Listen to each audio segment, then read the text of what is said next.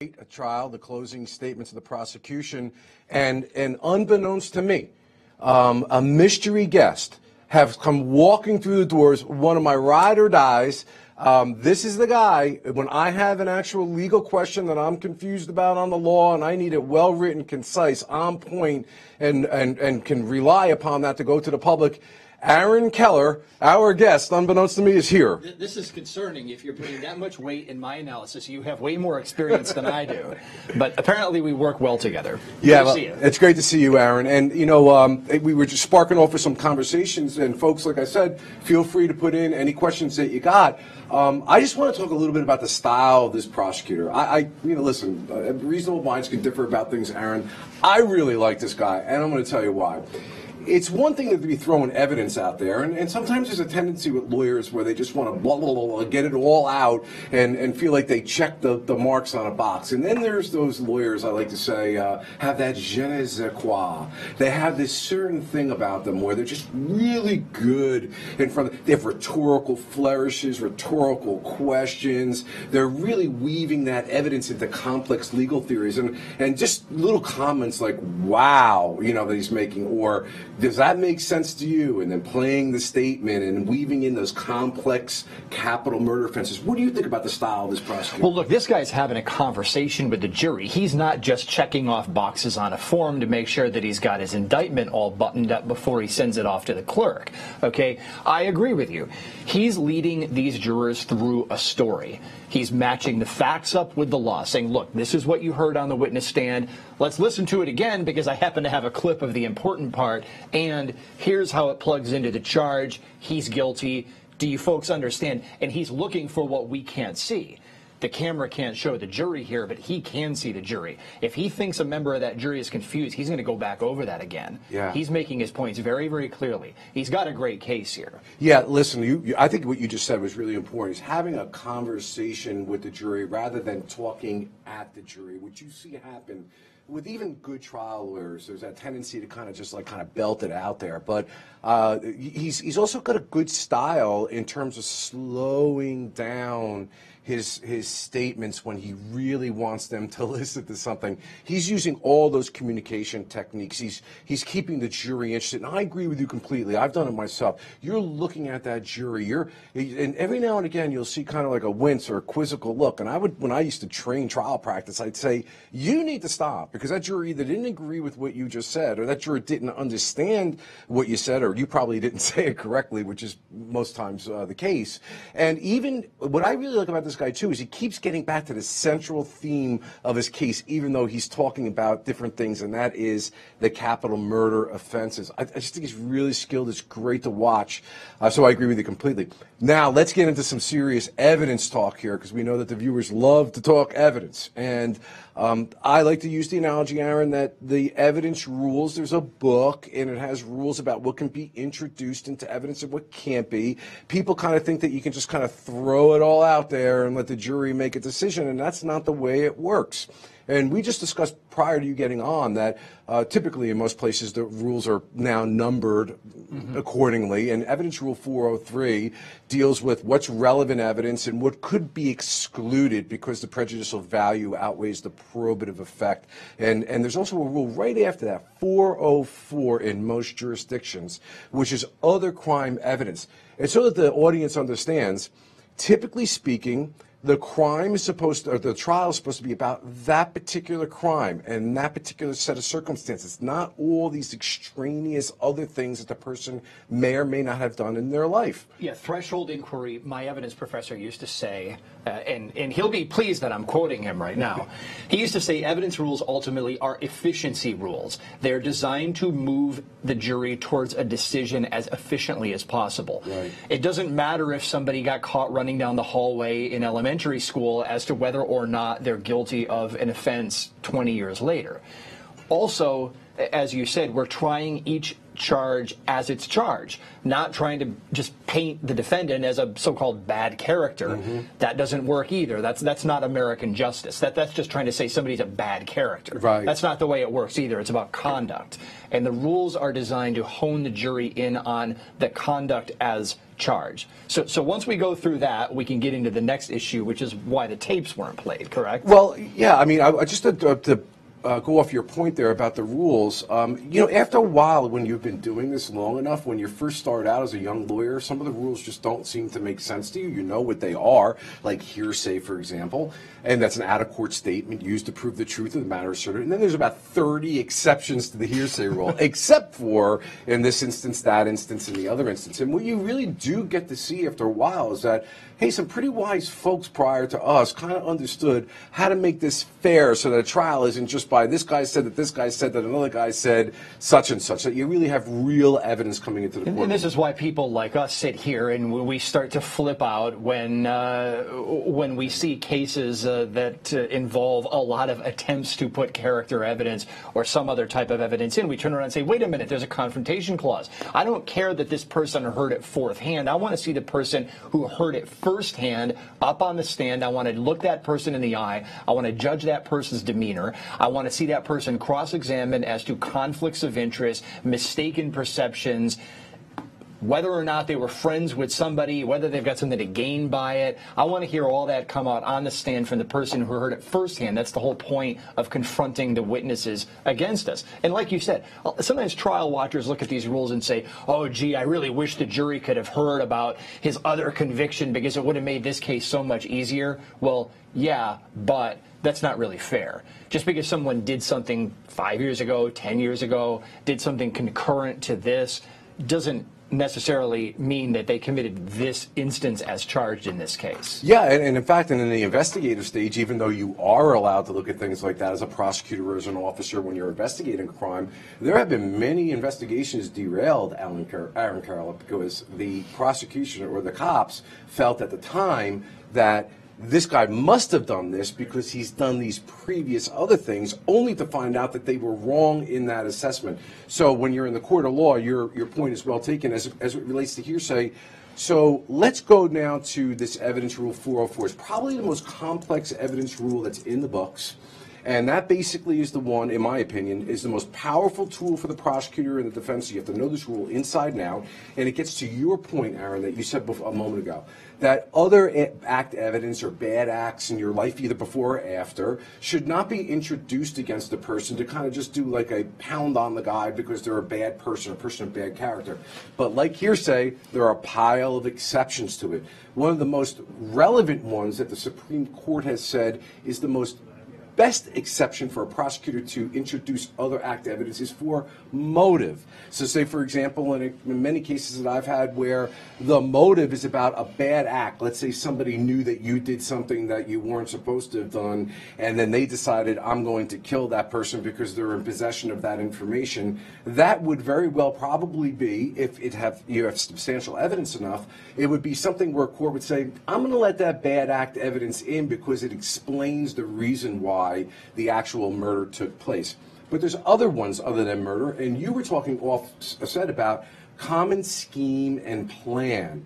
And so if you could just explain to the folks here what common scheme and plan is, and then we're going to get to this trial and how you think it may have related to some of this videotape evidence. Well, look, I mean, I'll put the facts in here a little bit first to give it some context. There's apparently a recording of this defendant, Shawn Grate, in the act of, as we understand it, raping the surviving victim.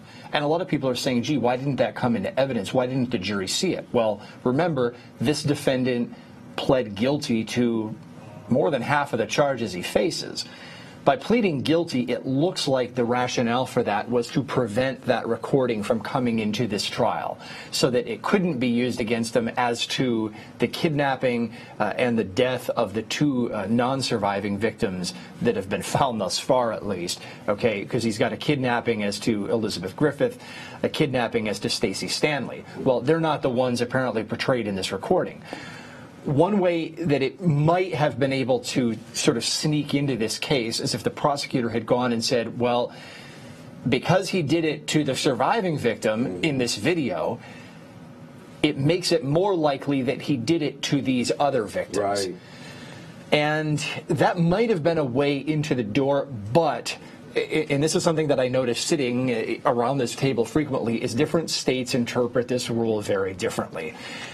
Some states will turn around and say, wait a minute, that's too much of a stretch to say that because he's admitted to doing it to one person, that's also what he did to these other people. In other states, they would make that distinction, and in some states they would make that distinction, and in other states they wouldn't. Right. Listen, we're going to go to the defense clips pretty shortly, but I just want to piggyback just one last thing off that comment. I really want to know the answer to this, whether the prosecution made a tactical decision or the judge said we're not allowing it, because I think the prosecution could have made a clear argument, just like you did right there, that this goes to show that if he did it here and he videotaped it, he did it to the other ones as well. That is kidnapping, and it should be admitted to show that. But if the prosecution made that tactical decision not to do it, given that this is a death penalty, which will be highly scrutinized, I give the prosecutor even greater props for being a really skilled and crafted attorney, Aaron.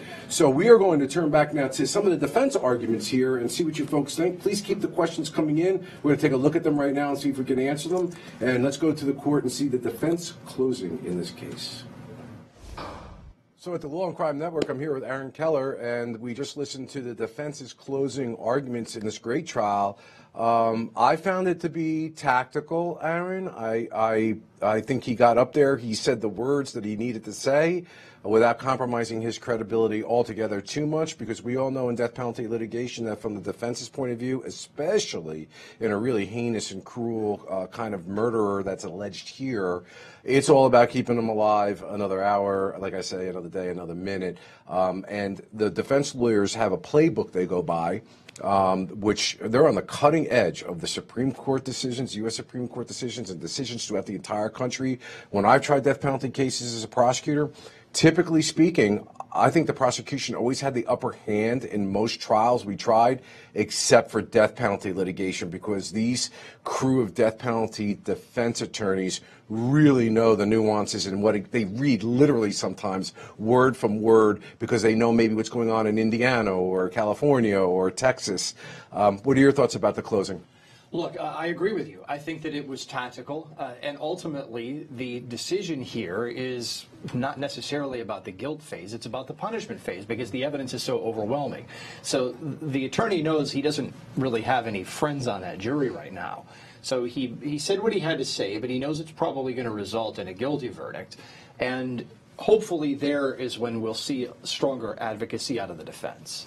Yeah, and when he also did the real cute thing. I don't know if the prosecutor was about to jump up or not, but it was in the case, so in the guilt phase, I guess it was okay to say. But he's basically setting up the mitigating factors in the case, if you ask me, which is great. If you can get away with it as a defense attorney in the guilt phase, you do it, which is, hey, he confessed to this, okay? He's doing the right thing here. He's admitting, essentially is remorseful. He's admitting what he did and what he's responsible for. And sometimes this can be a very compelling thing to jurors in the sentencing phase of a death penalty litigation when you combine it with other evidence when they're making a decision, should I execute or not. Although I would say that would probably work in some death penalty cases. This one may be a bridge too far for the defense given the gravity of these crimes. Yeah, we'll have to see. I think that, again, the state has a really strong case here. Too often we sit around the table and we look at these cases and we say, gee, I wish we had an eyewitness. I wish we had better DNA. I wish we had gunshot residue. I wish we had something. Here you've got a surviving victim on the witness stand. Yeah. You have recordings, you have confessions, you have dead bodies in the house sealed up, you have examinations of DNA, you have examinations of fly larvae, you have firsthand testimony from officers who found the bodies. What more does the jury need? I don't think there are many facts left uncovered for the jury to make a decision here. Well, I'm going to give you some prosecutor psychology here. This is what happens when you have a case like that. You have everything that you could possibly wish for. You have the wish list. And in the back of your head, I guess it's just human nature. It's called forebodedness. You sit there and you say, I don't know, I may have so much that the jury may start challenging that evidence because they want to make it like they're giving a fair shot to the defense. Because you worry about everything at trial, and you always find a reason to be fearful the jury won't come back your way. But you're right, it's a strong case. I guess you could be paranoid, but look, you never know. Here, I think it's going to be. I think it's going to be a pretty pretty surefire verdict. I'll be shocked if it's something other than guilty across the board. Yeah, absolutely. Okay, listen, folks. Again, looking forward to some questions. Let's spark them up out there in question land. And we're going to go back to the Gaul case because there's some developments in the court there. And on the other end of that, we'll come back and we'll discuss Gaul, Grate, and all this great murder mysteries and all sorts of great cases that we have here on the Law&Crime Network. You did not. Hi, Bob Bianchi here for the Law&Crime Network with Aaron Keller, and we were just looking right now at the Riley Gaul trial. This is the trial in which an 18-year-old at the time was accused of shooting 2 rounds into his ex-girlfriend's bedroom, 1 round striking her in the head and killing her. And Aaron, essentially this case is coming down to, the defense already spelled it right out in the opening, I think as they should. Was this just a reckless act versus whether or not, in the big numbers, would be purposeful, intentional? But there's also a felony murder charge here. So I want you to talk a little bit about your thoughts, given that you are the legal scholar of this round table that we have here, of why that felony murder charge is so powerful for the prosecution. Yeah, in a lot of states, you have to. Well, let me back up. In a lot of states, you have statutes that lay out first degree, second degree, and you have all these different types of murder. In other states, there's pretty much one murder statute, and then anything else that is a felony which results in a death becomes a felony murder. So in some states, there are many different flavors of a murder charge, including a limited felony murder. In other states, there's like a big premeditated murder charge, and then everything else is felony murder. What you have here is ultimately a characterization game that's going on, or a characterization situation going on in that courtroom that we were just looking into. You've got the prosecution saying, look, he intentionally killed the girlfriend. The defense is saying, no, he had done all these bizarre things to try to get her attention because the relationship had turned physical. And then she started to distance him, and he was doing all these bizarre things to try to scare her, hoping that he could then ride in and be the knight in shining armor. I go back to the trajectory. If he was trying to scare her, why did he fire the bullet into the house where the bullet actually went? If you're trying to scare somebody, okay, you're being reckless, so you get charged with something, but why would you fire it right into the wall where her bed was located? Right. That just, the defense's theory doesn't quite make a lot of sense to me in that case, but that's just my opinion. Yeah, and just quickly before, I look at it as felony murder is the safety net for the prosecution in the case, because assuming that they can't prove beyond a reasonable doubt to all the jurors that it was his actual intention or premeditation to kill her, you have to have a predicate offense under felony murder rule. And in this one, it's interesting because they're using the child abuse or child welfare statute, is the health, safety, and welfare. And certainly because he's 18 and she's 16 at the time. Anybody under 18 qualifies under that statute as a child. Yes. Right. So firing that round or those rounds, even if it wasn't even his intention, would set up the predicate offense, that is child endangerment, and somebody died during the course of the commission of that felony, which is the felony murder rule. That's a safety net. But trust me when I tell you, prosecutors want to pop the champagne and have drinks on winning a purposeful and intentional premeditated murder, although in the end, they'll take the felony murder conviction. It's going to get him the same place, so yes. Right. So, listen, I think this trial's fascinating that's coming up, and we're eventually going to have some live testimony here. It's Florida versus Raja.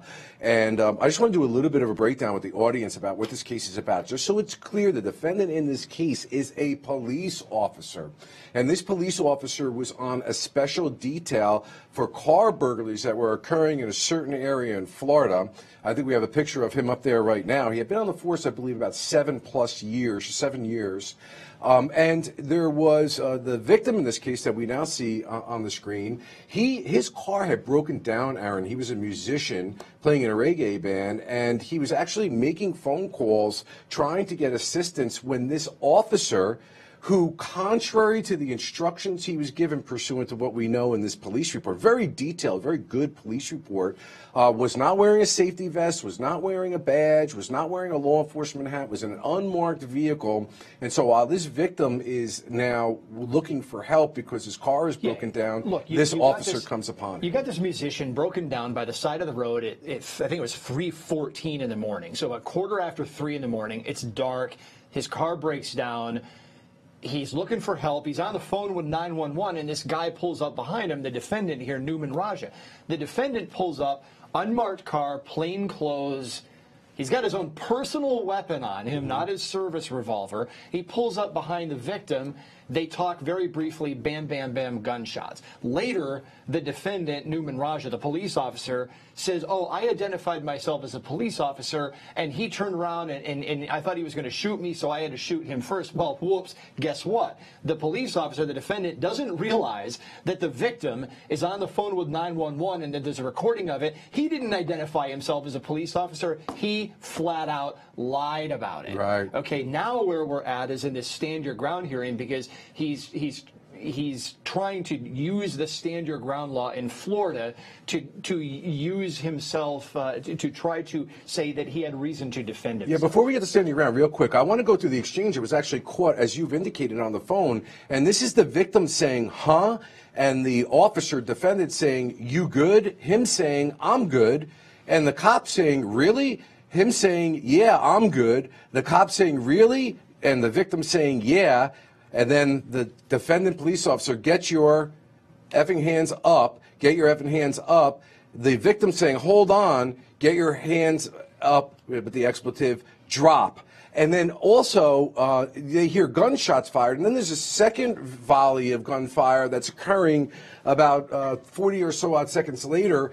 And the gun that the victim lawfully had in his possession is found back where the first round of shots were fired. And as you indicated, Aaron, when he's on with the 911 operator, the police officer calling it in, he's making it appear, the prosecution's argument is, that the guy actually had the gun pointed at him at that point in time and he fired the shots. It's a pretty compelling case. And we're going to go to the courtroom because I believe that we have a preliminary hearing on the issue that you were just talking about as to whether or not they're going to be able to argue the stand your ground defense. And on the other side of this clip, we're going to talk a little bit about what stand your ground actually means versus a police officer allowed to use justifiable force as a police officer. It looks like they're... Yeah, this is interesting, Aaron. They got a little sidebar, so let's talk a little bit about that law. An officer is allowed to use force, usually force greater than what an average citizen can. But in this particular case, what this hearing is about is whether or not they're going to be able to use, remember George Zimmerman, the stand your ground defense that any ordinary citizen can avail themselves to. My question to you is, can you explain what the stand your ground defense is and why this hearing is so important? Well, look, it basically eliminates a certain duty to retreat, that if you are in a place where you have a legal right to be and someone uses deadly force against you, you can meet deadly force with deadly force if you have a legal ground to be in that area. And usually it's pretty limited.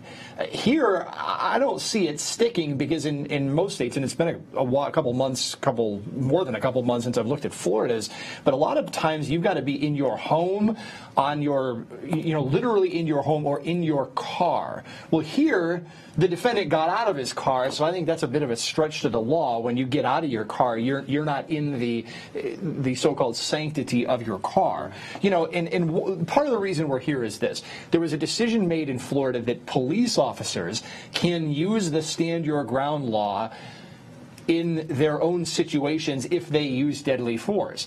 And it basically could get them out of having to press the whole issue of whether they were justified in pulling the trigger as a law enforcement officer. The court said, hey, look, this statute covers everyone, therefore law enforcement officers can also invoke it. And that's what's going on in this hearing right here. You've got a reconstructionist on the stand, Michael Knox. He wrote a book in 2012 about the George Zimmerman case, which, of course, is the famous stand your ground case.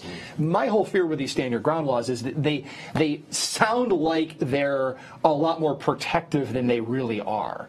Stand your ground kind of sounds like you can walk around with an arsenal and stand your ground. What it means is that if someone brings a threat to you, you don't have to try to run away. Right. I want to just go back to, before we get to this expert and the Zimmerman book, I want to go back to this idea about why, when a police officer is allowed to use lethal force in their capacity, let's look at the facts here.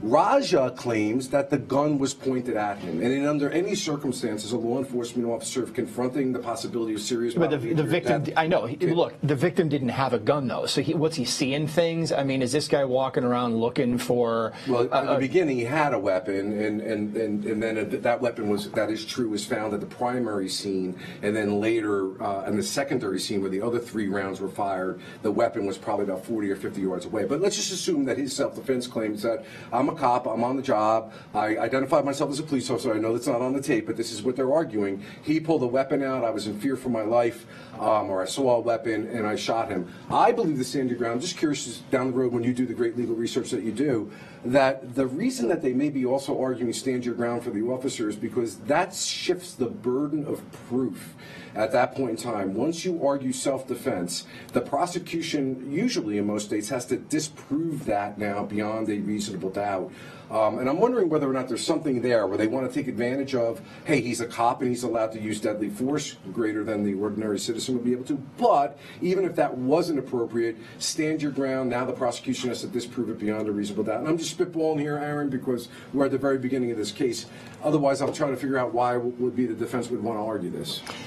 I think the defense is trying to argue its way out of a situation that doesn't look very good. When the defendant is saying, oh, I identified myself as a cop, and then the victim fired first, and then the recording proves that that's not the way it went down, that's kind of an issue. So why believe him about where the gun was pointed if he can't even remember the facts of whether he identified himself as a cop? Okay. Hey, Aaron, great analysis. Listen, folks, I'm going to be signing off. It's always a pleasure to be here on the Law&Crime Network, especially with the talent of a guy like Aaron here, a great legal scholar. And thank you very much for your questions and the kind compliments you've made online. And we're going to go back to the hearing now to listen to the stand your ground defense expert for the defense.